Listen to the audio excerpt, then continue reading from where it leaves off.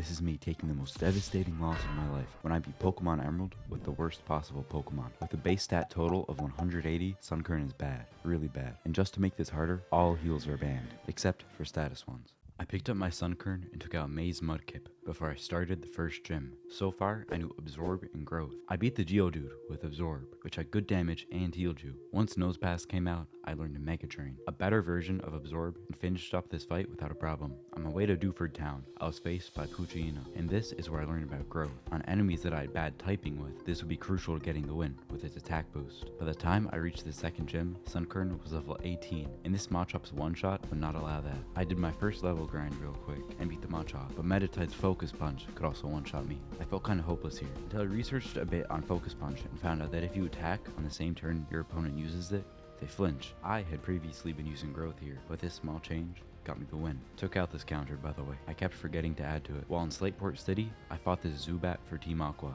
In this challenge, brought out my hatred for this whole evolution line. I would learn that there were just some Pokemon that would always be difficult. Even after spamming 5 growths, Mega Drain dealt this much. I'm 10 levels higher, but this was still good enough damage to get me in the third gym. But before I got there, I encountered the second Pokemon, just like Zubat. Rosalia. Man, I swear, I could not win this. We were using the same attacks, and she dealt way more than me. Luckily, most of these trainers are skippable, so I got myself into the electric type gym. I would usually focus on spamming Growth while I fought the first Pokemon, because they're usually the weakest. One problem though, I didn't really have enough time to do this. I'm done. This started my trend of waiting on good RNG to win fights. In this case, a Voltorb that doesn't use self-destruct. Next problem though was Magneton. His attacks hit hard, but I still had one idea. A little while ago, I learned Endeavor, which would make the opponent's HP equal to mine. But whenever this was useful, I would always die the next turn. Between Voltorb and Magneton though, there was an Electric, and if I was careful, I could land a few growths before I fought Magneton. This left me with only Manectric to focus on, who would always attack first, and one-shot if I had low HP. On this run, I had decent Magnemite RNG, and Manectric led in with Owl. I ended up critting my next Mega Drain, so who knows how it would have went without this. Next up, I was introduced to the pain of Team Magma. First up, you had Mightyena, who just had hard-hitting attacks and could lower my accuracy. I could win, but would be in bad shape for the next Pokemon, and that Pokemon was Zubat. My typical growth strat wasn't gonna work. It could deal with Mightyena and Camerupt, but Zubat just don't care. I tried for a while, definitely perfecting my strategy, never making much progress. This is where I decided to go grind just a few levels, and man, he went crazy. Got a new move called Giga Drain, and the damage put this Team Magma leader to shame. And after almost 3 hours of preparing, I was at the 4th gym. This was not good. Every Pokemon is good against me. I was hopeless. I started using my normal growth strat.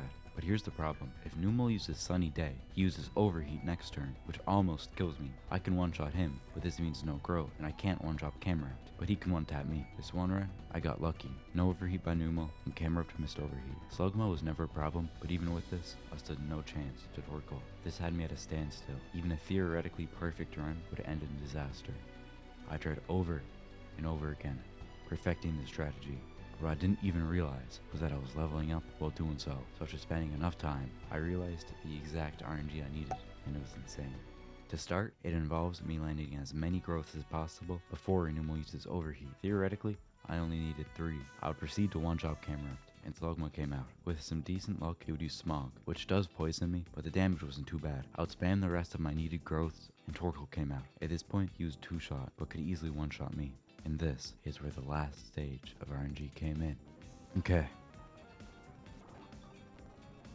If it misses, this might be it. The second I'll click Giga Drain, I win.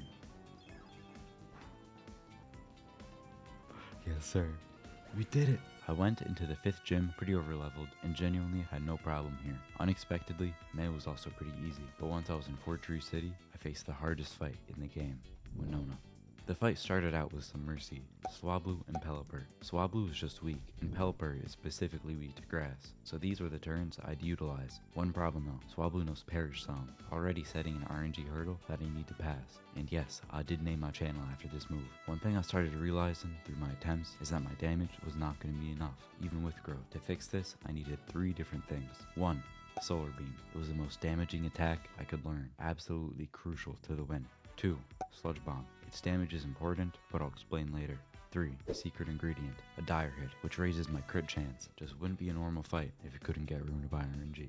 I spent a while hunting for the perfect run. Here's how it worked. I would start out by killing Swablu normally, not trying to get hit with Parasol. Pelipper was my chance for preparing. He would spam protect for a while. During this time, I would use my dire hit and as many growths as I could before he confused me. Once Tropius was out, it got complicated. I would lead in with a sludge bomb. It doesn't kill him, which is why I need it though. I would proceed to get all of my remaining growths in until he used Sunny Day, and I know I can learn this. I just didn't have the spare move slot. Sunny Day lets me use Solar Beam without the turn to absorb sunlight, which was crucial for the next two Pokemon. And by this point, he was one shot to Sludge Bomb. I'd already needed to get a little lucky, but from here, it was even worse. But it's kinda complex, so lock in. Both Skarmory and Altaria were two shot to Solar Beam, so in total, that's 4 turns. While Sunny Day lasted 5 turns, I'd already used 2 on Tropius. This left me with 3 turns to kill Skarmory and Altaria. Only one Solar Beam would need to take the full 2 turns. Not horrible odds, but it was not this simple. Skarmory was so close to 2-shot that he would heal after 1 hit, meaning I would use up all 3 turns of Sunny Day to get the kill. This is where the dire hit comes in. It was risky, but a crit here would give me both turns of Sunny Day on Altaria, and after countless runs, over and over,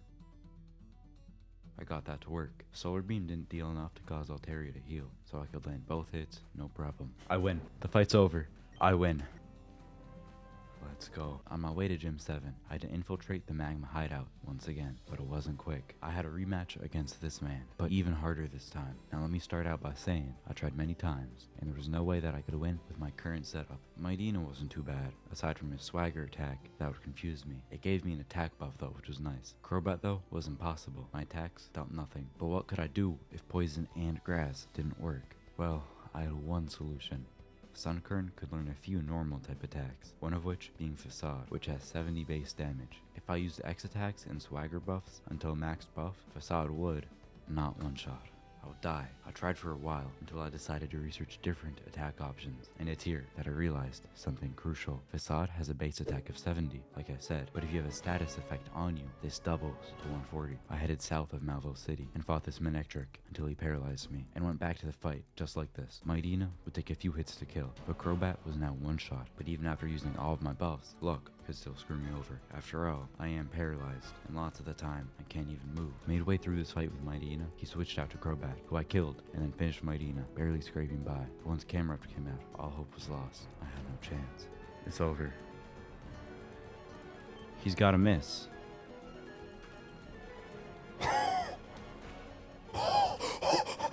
Let's go, let's go. Oh my god, oh my god. Just gonna let that sink in. From here, I easily beat the Aqua Hideout and entered Gym 7. Now this was my first double battle, and having 2 Pokemon was mandatory, so I allowed myself to have a Mero that would get one shot on the first turn before it even used to move. Now, I was thinking this gym would be easy. All but one Pokemon are weak to me after all, but single-handedly, this Xatu, with his calm mind and sidekicks at disposal, made this one of the hardest gyms yet. It would take way too long to kill Xatu, and he would 1 or 2 shot me. The solution was clearly to up my defense, so I decided to learn Light Screen, which would lower the special attack damage he dealt by 50% by 5 turns. I replaced it with Growth. Giga Drain was mandatory to keep, and the other 2 attacks, well, if I forgot them now, they were gone forever. I needed more than this though. My level wasn't high enough, so I got myself to 75, which I thought would be enough. Now this specific turn order took a while to perfect, and if one thing went wrong, it was over. I let in with Light Screen, automatically setting a 5-turn timer until Xatu can completely annihilate me. From here, I need to get an X Special and Dire Hit down before I take too much damage from Claydol. During this time, all I'm hoping for is Xatu to not use Calm Mind. It would raise its attack for later and make it much harder to kill, but if it uses Psychic right now with no buffs, the damage is pretty negligible. Once I'm ready to kill Claydol, there's only one requirement, Sunny Day. I would have to wait for Claydol to use it, but I need Solar Beam for Xatu later. Next up was Solrock. Now by this point, if I take a hit by him, it's over. But if the Light Screen wears out on this turn specifically, it's also over. Everything had to go perfectly leading up to this, but if everything had went to plan, I could easily kill Solrock with a Giga Drain. But this next part was even more exact. Now by this point, Light Screen wears out. Now trust me, I cannot spare a turn to use it again. I tried that. I only have 3 turns left of Sunny Day, meaning I at least have to kill Xatu in that time. But it will only give me 2 turns before it kills me. So realistically, I have to 2-shot. Solar Beam doesn't 2-shot, meaning 1 attack needs to crit. The odds for this weren't horrible, but I also had to count on Lunatone not putting me to sleep with hypnosis. Now I know this all seems a little weird, so here's how the end went. Gotta use it anyway. Oh my god. Okay, we've got one more chance. Oh, we crit. Let's go! We did it! We did it! In this double fight with Steven, I switched over to a synthesis strat, a purely healing move, but all I needed to do was tank and you to get all the work done. I stuck with this until the 8th gym, where I brought Sunny Day back. I wanted to maximize my damage while keeping Sludge Bomb and Light Screen available for later, which meant no healing. Now this gym wasn't going to be too hard. I only had to worry about Kingdra and Celio. They were ice, and I could only tank one of their attacks. Celio was one shot, but using Solar Beam would make Kingdra heal, so I used Sludge Bomb first, the perfect 2-hit combo. But I was left with low HP and defeated Sunny Day. Luckily, Whiskash is back, and I could reuse Sunny Day and finish off the gym easily. One shot, please. Let's go, man. That's the first easy thing we've done. The Wally fight on Victory Road was a curveball on its difficulty. He had Altaria and Rosalia, two of my least favorite Pokemon to be fighting, but I'd faced a similar problem at Winona, so it just took a little problem solving to get myself to the Elite Four. Now by this point, I knew the most obvious next step was to grind and get to level 100, so after almost 2 hours of biking back and forth, I was ready for the Elite Four. First thing I needed was a moveset. I decided the Sunny Day and Solar Beam strat was needed. No damage even came close. I still needed another type of damage though, so the Sludge Bomb had to come out too. I knew I needed some healing. After all, it's 5 fights, so I brought the Synthesis along with me. I also needed items. I bought a boatload of attack buffs, defense buffs, and guard specs, and of course, some status heals. I ended off by collecting some BP restoring items, and nervously, I started the Elite Four. Now, the first fight with Sydney was easy. I knew it would be. The second fight was not going to be hard either. All I needed to do was make sure that it ended with good HP, because the fight against Glacia is where it got difficult. In order to get the win, I needed 3 turns of prep on the first Celia, in order to use X specials in Sunny Day. That meant taking a lot of damage, but luckily, Synthesis works better in Sunny Day, and if all goes well, I one-shot the next 2 Pokemon with Solar Beam, and Sunny Day disappeared at Glalie. I could still tangle 1 Ice Beam, and just with my pure attack stats, I won, making this a lot easier than expected.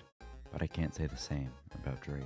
He had a fatal team, but the lead-in with Shelgon was my saving grace. After a lot of trying, I decided that in order to beat Altaria and Salamence, I needed to finally utilize my Sludge Bomb. But this requires a different type of buff than Solar Beam, and I needed both attacks to get the win. So I'd max buff my Sludge Bomb and use half the buffs for Solar Beam, which would definitely be enough. Now the main 2 attacks Shelgon would use while I prepared were Protect and Rock Tomb. I never took much damage, but he did lower my speed, which would allow Flygon to land a powerful flamethrower. My solution to this was guard specs, which would stop him from lowering my speed, and X speeds to increase it even more. This let me get through him and Flygon with a Sunny Day and decent HP. Sludge Bomb was able to one-shot Altaria, leaving me with just Salamence and Kingdra. The problem is though, I don't one-shot, or I could, but only with a good damage roll. Luckily, I get him close enough that we both take a turn to heal. This essentially gives me 2 turns to get lucky, which let me get by pretty consistently. Kingdra was an easy one-shot, and I was on to the champion. Now looking at his team, I was prepared for an easy fight, and on one of my first runs, this happened. We're approaching 24 hours on this challenge. I'm about to click the button to end it all.